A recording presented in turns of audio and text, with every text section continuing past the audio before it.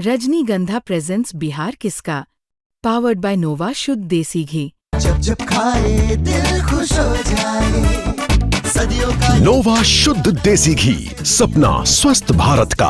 I love घी। यात्रा की शुरुआत नहीं की थी। बिहार में बदलाव के लिए, बिहार में सुधार के संकल्प की शुरुआत इसी आश्रम से, इसी परिसर से हुआ था और आज उसका एक चरण पूरा हो रहा है।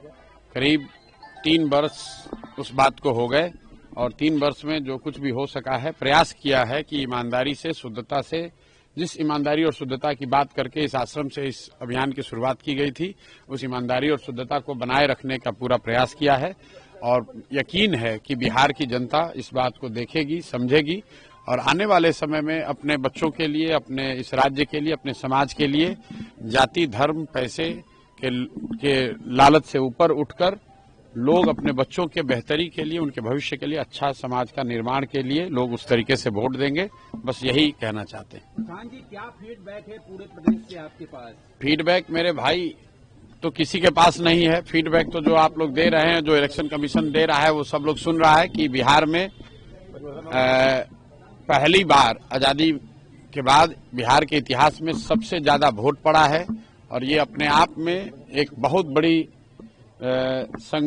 बड़ा संकेत है, बदलाव का संकेत है। पहली बार बिहार में इतनी बड़ी संख्या में वोट पड़ा है, तो एक तरीके से गांधी के इस आश्रम में, गांधी के विचार से, लोकतंत्र के मानने वाले लोग की सबसे बड़ी जीत है कि बिहार में आज तक 65% वोट कभी नहीं पड़ा है।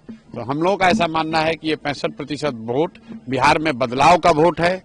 14 तारीख से बिहार में एक नई व्यवस्था बनाने के लिए वोट है।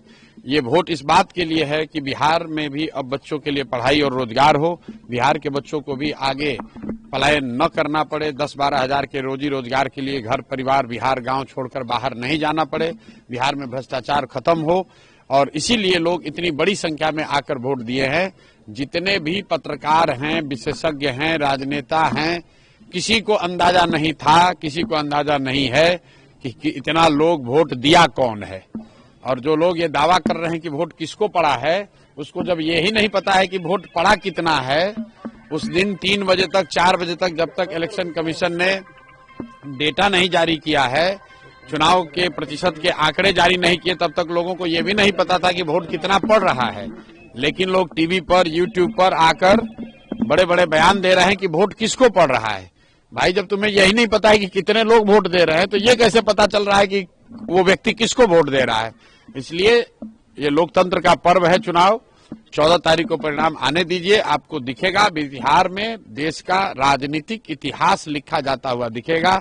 जिस तरीके से चंपारण के इसी धरती से गांधी जी ने स्वतंत्रता की लड़ाई में एक नया इतिहास रचा था, एक नया सूत्र दिया था, एक नया हथियार दिया था, उसी तरीके से हम लोग का विश्वास है कि गांधी के भितिहरवा आश्रम से जो जन स्वराज का अभियान शुरू हुआ है, वो न सिर्फ बिहार में बल्कि बिहार के बाहर भी 14 तारीख को जब परिणाम आएंगे तो लोग एक इतिहास, नया इतिहास रचा जाता हुआ देखेंगे।